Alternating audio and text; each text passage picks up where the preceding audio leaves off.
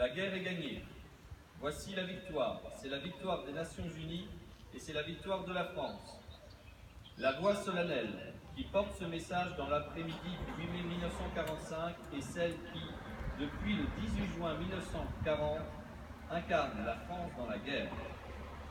Les paroles du général de Gaulle se mêlent au bourdon de Notre-Dame et aux cloches de toutes les églises, aux sirènes et aux exaltations qui retentissent dans tout le pays. La victoire est là. Enfin, en Europe, la guerre est finie. Il y a 74 ans, l'Allemagne signait sa capitulation sans condition par 2 fois. La première, le 7 mai 1945, à Reims. La seconde, le soir du 8 mai, à Berlin. Ainsi, la France s'inscrivait dans le cercle des vainqueurs. Après tant de combats, de victimes et de destructions, le nazisme est abattu.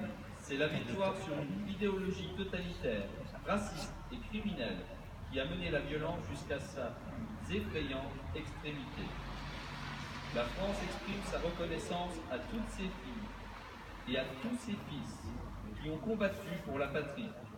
Les combattants de 1940, les Français libres, tous ceux qui ont répondu à l'appel de la résistance, les armées de Leclerc et de Delage. La France se souvient des déportés qui ont souffert de la barbarie et des victimes des camps de la mort.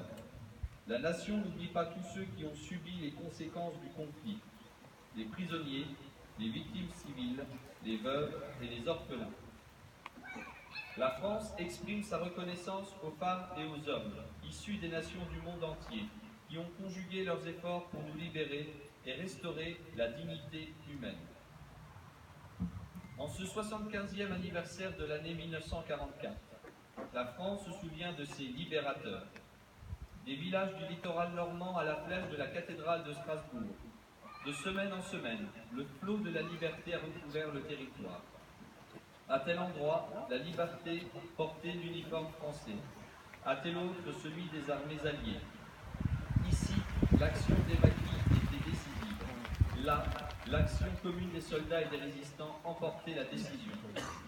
75 ans après, alors que les derniers témoins vivants de cette histoire sont parmi nous, la mémoire de ces événements demeure.